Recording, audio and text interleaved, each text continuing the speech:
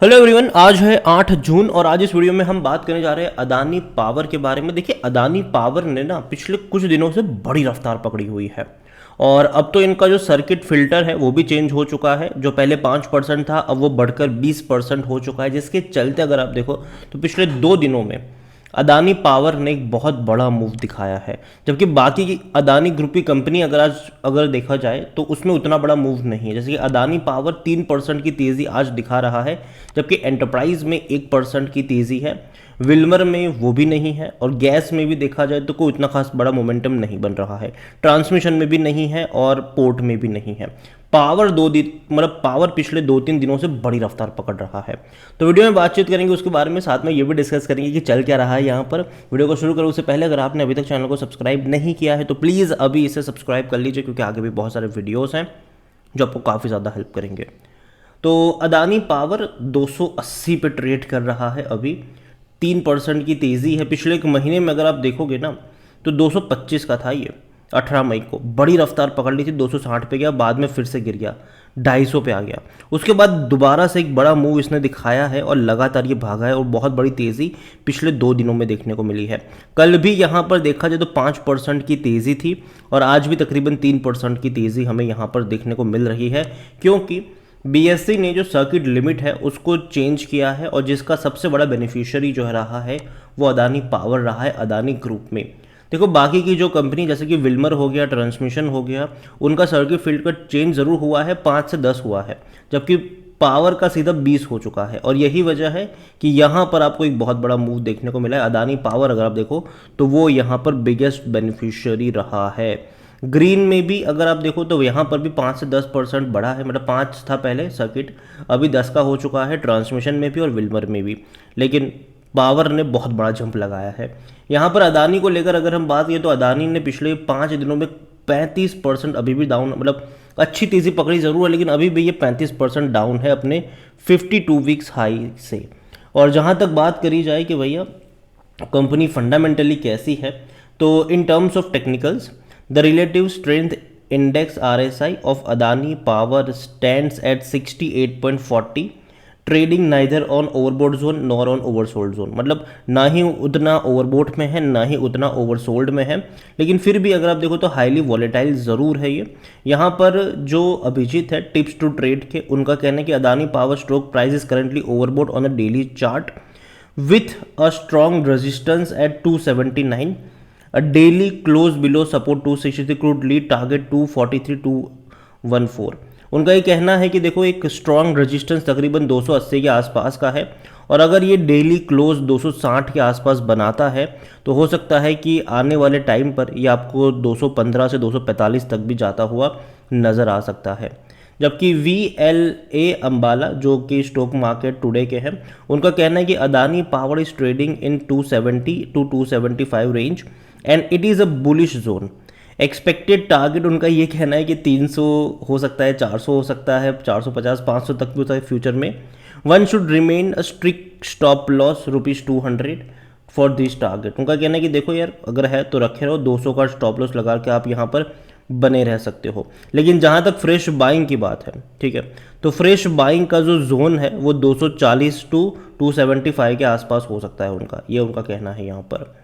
देखो, अदानी की मैं बात करूँ, पावर की मैं बात करूँ तो डेफिनेटली बहुत बेहतरीन परफॉर्मेंस रहा है उनका। नंबर वाइज अगर आप देखो पिछले कुछ क्वार्टर में परफॉर्मेंस अच्छा रहा है, उतना ख़राब नहीं है, रेवेन्यू भी बड़े हैं, प्रॉफिट भी बड़े हैं।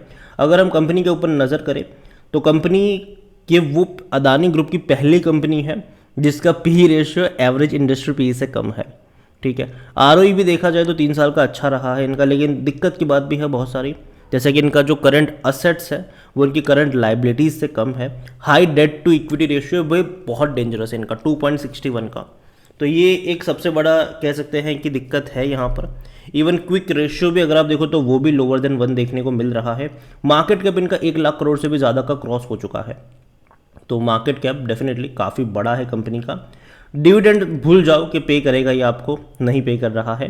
कंपनी के अगर आप बात करेंगे तो मार्च क्वार्टर में इनका जो रेवेन्यू रहा है वो 10,240 करोड़ के आसपास का रहा है, जो कि सितंबर और दिसंबर के मुकाबले ज़्यादा लगेगा, लेकिन पिछले साल मार्च से कंपेयर करोगे तो कम है, जून से कंपेयर करोगे तो और भी कम है। और देखिए, हमेशा ना जो मार्च क्वार्टर और जून क्वार्टर होता है वो पावर कंपनियों के लिए ज़्यादा अच्छा होता है, क्योंकि डिमांड बढ़ जाती है, जिसके चलते इनके नंबर्स भी अच्छे आते हैं, चाहे रेवेन्यू के हो या फिर चाहे प्रॉफिट्स के हो। लेकिन बाद में सितंबर और दिसंबर क्वार्टर में वो नंबर गिर भी जाते हैं। जैसे कि आप देख सकते हैं कि मार्च 2022 में और जून 2022 में नंबर्स काफ़ी अच्छे थे रेवेन्यू के, लेकिन सितंबर और दिसंबर में वो कम हो गए, क्योंकि डिमांड कम हो जाती है वहाँ पर। अब यहाँ पर इवन प्रॉफिट्स भी अगर आप देखो तो 5,240 करोड़ का इनका मुनाफा था।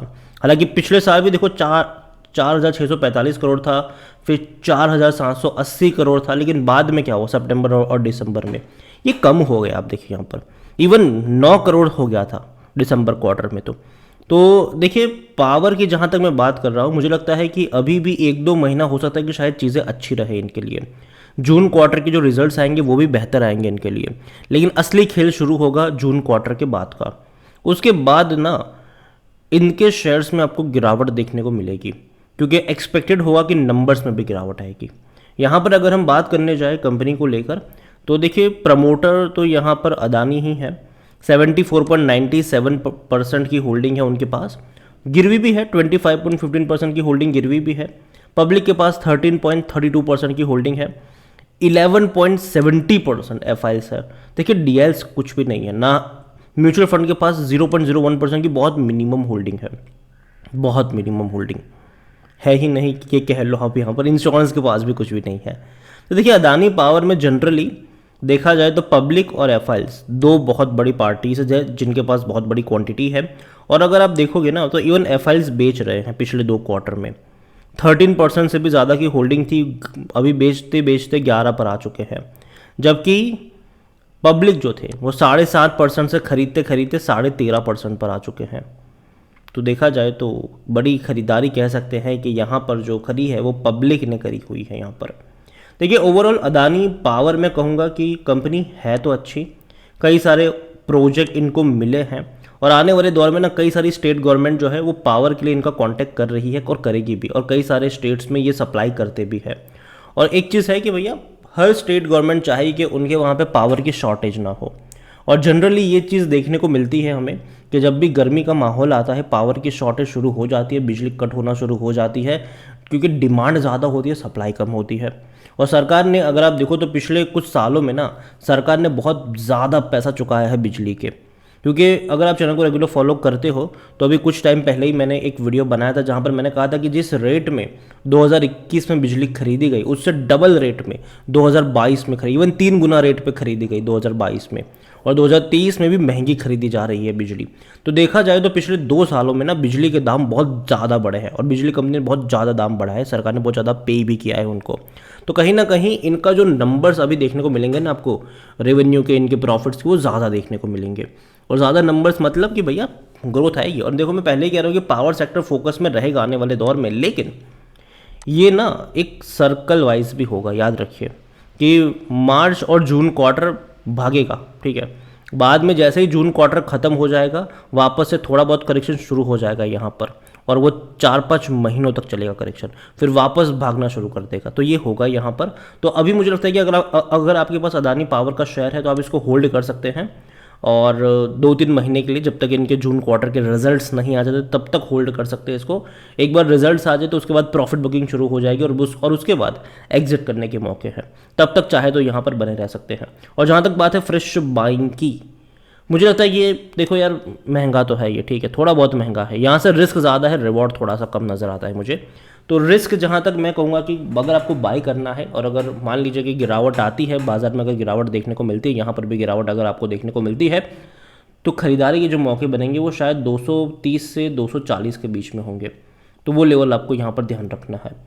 और हाँ, अगर जून क्वार्टर के रिजल्ट्स आ गए तब तो फिर 240 से भी मुझे लगता है कि नीचे के लेवल पर आपकी नज़र होनी चाहिए, ठीक है। जून क्वार्टर के रिजल्ट्स के बाद तब तो उससे भी नीचे होनी चाहिए आपकी नज़र। कंपनी अच्छी है, ग्रुप भी शानदार है, और आने वाले दौर में डेफिनेटली मैं मान के चल रहा हूँ कि कंजम्पशन बढ़ने ही वाला है। तो नज़र होनी चाहिए आपकी अदानी पावर के ऊपर, टाटा पावर के ऊपर, पावर कंपनियों के ऊपर भी।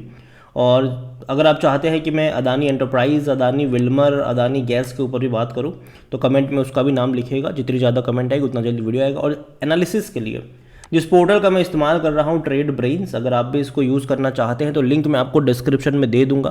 और अगर आप मेरा कूपन कोड HSA20 का इस्तेमाल करोगे तो आपको 20% डिस्काउंट भी मिल जाएगा। कई सारे बढ़िया फीचर्स है यहाँ पर, जहाँ पर आप एक क्लिक में फंडामेंटली स्ट्रॉन्ग पेनी स्टॉक को ढूंढ सकते हैं, अच्छा डिविडेंड पे करने वाले स्टॉक ढूंढ सकते हैं, और इसके अलावा जो बड़े बड़े इन्वेस्टर्स हैं वो क्या खरीद रहे हैं वो सब कुछ आप एक क्लिक में चेकआउट कर सकते हैं। उनका पोर्टफोलियो भी आप चेकआउट कर सकते हो कि कितनी क्वांटिटी खरीदी है, कौन से शेयर्स खरीदे हैं, कितनी परसेंटेज ऑफ होल्डिंग है उनकी, सब कुछ आप चेकआउट कर सकते हो।